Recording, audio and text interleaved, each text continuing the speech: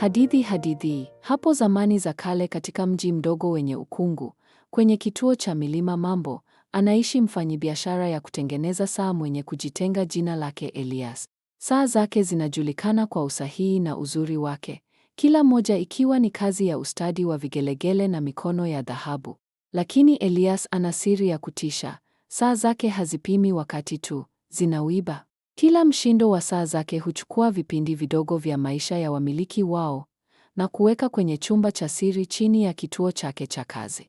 Elias anajitetea kwa kudhani kuwa anahifadhi wakati kwa sababu kubwa zaidi. Miaka 4 baadaye, Elias anapoteza mke wake mpendwa, Clara. Clara anaaga dunia katika chumba cha upasuaji anapojifungua binti yao Lara. Hali hii inamsikitisha na kumsaga moyo Elias kabisa. Akiwa amevunjika moyo, alianza kushikilia wazo la kurudisha wakati nyuma ili kurudisha zama zile za bibi yake akiwa angali hai ili angalau aweze kuwa na mke wake kwa siku zingine kadhaa, maana alijihisi mpweke mno. Miaka 9 baada ya kifo cha Clara, Elias anajenga saa kubwa ya changamano iliyobuniwa kurudisha wakati nyuma kwa takriban karne moja. Lakini kwa kuifanya ifanye kazi, anahitaji wakati uliokamatwa wa watu wengine. Elias anaanza kuiba dakika 30 za kila mmoja kijijini wakati wa manage.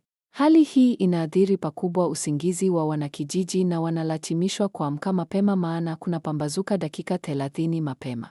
Lila, binti yake Elias mwenye roho huru, ambaye hajui siri ya babake, alfajiri ya Jumamosi moja, aliamua kuamka kuchunguza mji na kuota maisha ya nje ya mipaka yake. Baada ya kutafakari jinsi vile maisha yalibadilika kwa kipindi kifupi mno, Lila aliamua kusafisha kituo cha kazi cha baba yake. Katika harakati ya usafishaji, Lila aligundua chumba cha wakati uliokamatwa. Akiwa ameshtuka, alimshtaki baba yake, ambaye mwishowe anamfunulia mpango wake wa kutumia changamano kumrudisha Clara, bila kujali athari. Lila anavurugika.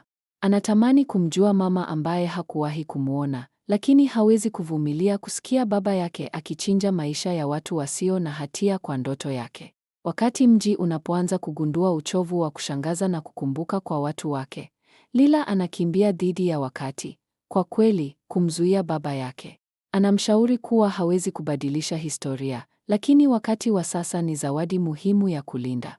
Mwishowe, Elias anapaswa kuchagua, kutumia saa yake kuandika upya historia au kuiharibu na kurudisha wakati kwa watu wa mji. Upendo na azimio la Lila inamsaidia kuona kuwa urithi wa Clara unaishi katika vipindi walioshiriki pamoja, si kwenye jaribio la bure la kubadilisha yaliyopita.